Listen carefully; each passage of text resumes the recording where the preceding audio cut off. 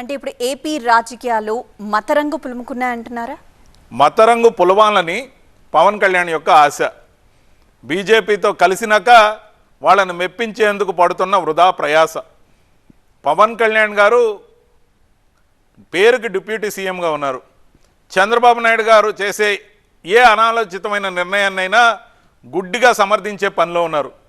అనుకోకుండా 21కి 21 వచ్చాయి, ఎలా వచ్చాయని నన్ను అడగద్దు, కానీ ఈ రోజున వచ్చిన అవకాశంతో నేను డిప్యూటీ సీఎం దాకా వచ్చా, ఫెయిల్యూర్లన్నీ అలాగే కొనసాగని, అవన్నీ అలాగే కొనసాగితే ఏదో ఒక రోజు మనం బయట వచ్చి ప్రతిపక్షంలో కూర్చుందాం, చంద్రబాబు నాయుడు గారిని ఈ తప్పులన్నిటికీ బాధ్యుడిని చేద్దాం, విచ్చలవిడిగా ఇంకా తప్పులు చేయాలని కోరుకుంటూ ఆయన బీజేపీకి దగ్గరయ్యే కార్యక్రమంలో, బీజేపీని మెప్పించే కార్యక్రమంలో అధికారంలోకి రాగానే వారాహి దీక్ష చేశాడు.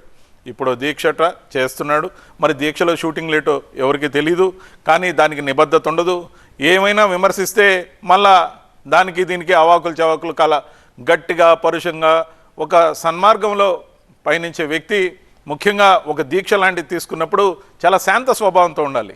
ఆయన ఫెరోషియస్ డైలాగులు ఏందో, ఆ స్క్రిప్ట్ ఏందో, ఆయన మాట్లాడే మాటల్లో రెచ్చగొట్టే విధానాలు ఏందో, ముఖ్యంగా హిందుత్వం గురించి రెచ్చగొట్టి భక్తుల మనోభావాల్ని రాజకీయాలకు వాడుకోవాలనుకోవడం.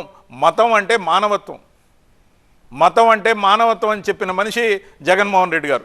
ఇప్పుడు ఎప్పుడు లేని దాన్ని రాజకీయానికి వాడుకుంటూ అసలు చేయాల్సిన అంశాలని మీరిద్దరూ జంటగా ఫోటోలు దిగి ప్రజాగళం పేరుతో ఇచ్చిన హామీలను ఏం చేశారు? 3 నెలలు అయింది, మరో 3 నెలలు అయినా మొదలు పెడతారా లేదా? ప్రజలకు సమాధానం చెప్పండి. అది జనం కోసం మీరు చేయాల్సిన దీక్షగా, మీరు తీసుకోవాల్సిన అంశంగా మేము జనంలోకి వస్తాం, ఖచ్చితంగా నిలదీస్తాం.